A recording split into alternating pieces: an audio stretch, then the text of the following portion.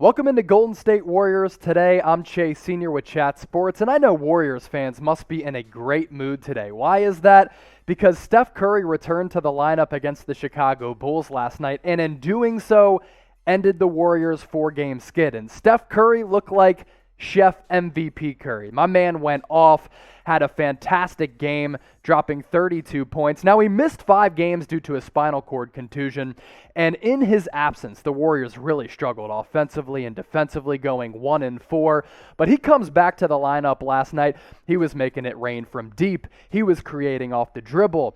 And the Warriors, as a team, looked so much better and so much more refreshed. Let's take a look at what Steph did last night, because he put up awesome numbers. Now, he looked gimpy at times coming off that spinal cord contusion, but Steph, 32 points, 6 dimes. He went 11 of 24 from the field. In typical Steph Curry fashion, he was dropping tray ball after tray ball, and the Warriors, without him, looked like a G League team. But with him, they looked like a respectable team in the Western Conference playoff standings. There's a peek at the numbers right there.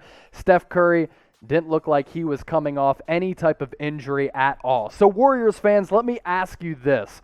Your one-word reaction to watching Steph Curry ball out last night. I know my one-word reaction, relieved. Because again, without Steph Curry in the lineup, this team did not look good. But with him, it looked like a team that can make a run in the Western Conference playoffs. I talk about Steph Curry's impact. It's no secret that this guy is one of the best players in the NBA, and without him, the Warriors really miss him. They're just not the same squad. Without Steph in the lineup, Golden State gave up an average in those 5 games of 121 points per game. And I understand he's known as an offensive force, but his leadership gives this team a little bit of a defensive presence as well. They gave up 141 and 124 to the Kings and the Hawks, but with Steph in the lineup last night, only 102 points against the Chicago Bulls. And I say all of that to pose this question.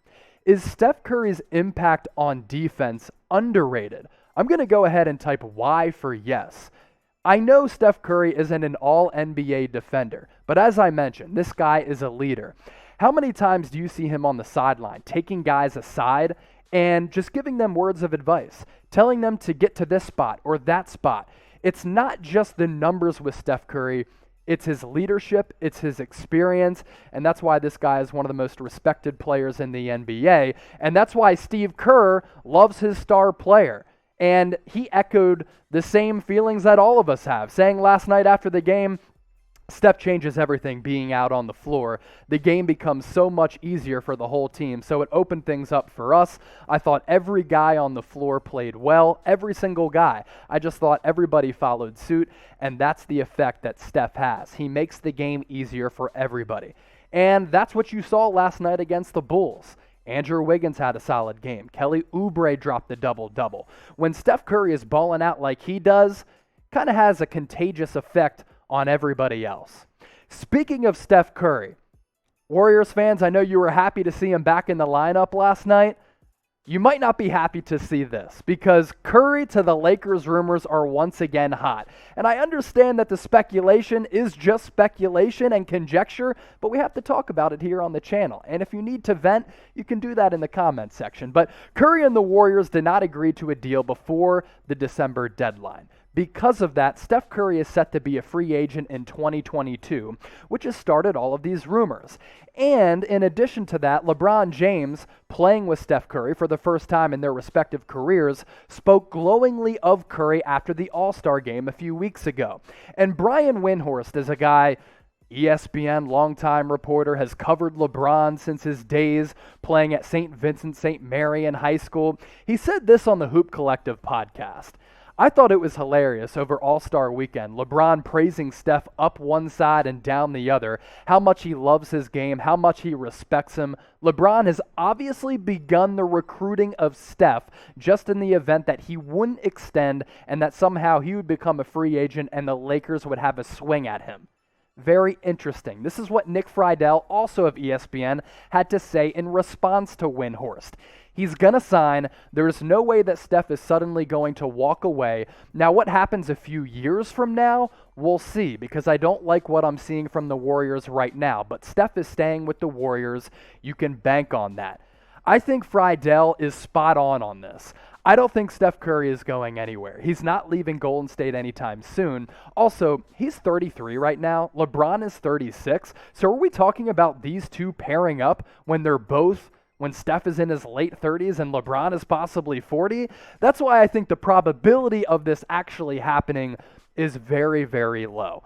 Let me know what you think about this speculation. What's the probability that Steph Curry leaves Golden State? Scale it 1 to 10. If Windhorst is saying something like that, maybe I'll give it a 3, but I don't think this is happening. And also, you come to Chat Sports for hard-hitting analysis. You come to us for entertainment. You can also come to us for Big J journalism, because we here at Chat Sports reached out to a source close to Steph Curry, and we said, Steph Curry to LA possibly? Is it happening? And that source close to Steph Curry responded to us by saying, quote, ha, nah. So Warriors fans, I don't think you have anything to worry about. You're watching Warriors Today here on Chat Sports. I'm Chase Sr. Now, the Warriors at the NBA trade deadline were pretty silent. They traded away Brad Wanamaker and Marquese. Now we shift our focus to the buyout market. And FanSided, the Blue Man Hoop Group, threw out this list of potential buyout candidates that the Warriors could target here in the coming days. And look, we're not talking about blockbuster players. We're not talking about all-stars. These are bottom-of-the-barrel players who could add depth to this team. We're talking about guys like Otto Porter Jr., who just got traded to the Magic in that Nikola Vucevic trade. We're talking about Hassan Whiteside and Cory Joseph.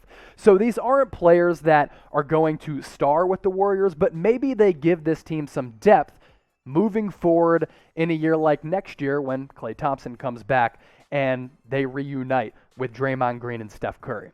So I mentioned Otto Porter. He's getting around 22 minutes per game this year. He's averaging nearly 10 points, playing with the Magic right now in that deal. I thought he was going to be a buyout candidate. Maybe he is going to be, and if he is, maybe the Warriors target him. But this is a guy who's going to give you 10-6 and some veteran experience, but his days are probably behind him. That is also the case with Hassan Whiteside. So Hassan Whiteside with the Miami Heat, he was dropping a double-double every night. Now he's only getting 15 minutes per game with the Kings this year, and maybe he does get bought out as well, and he's been a productive player in that short amount of time on the floor, and this is a front court depth piece who can maybe come in, spell James Wiseman, spell Kevon Looney, give you a defensive presence, throw down some dunks on the pick and roll. He's contributing to the Kings right now, 8 points and 6 rebounds per. He'll give you a block and a half per night as well. And then Cory Joseph got traded on NBA trade deadline eve from the Kings to the Pistons. This is a guy that also has experience, played with the Toronto Raptors for a while, Kings earlier this year, now with the Pistons.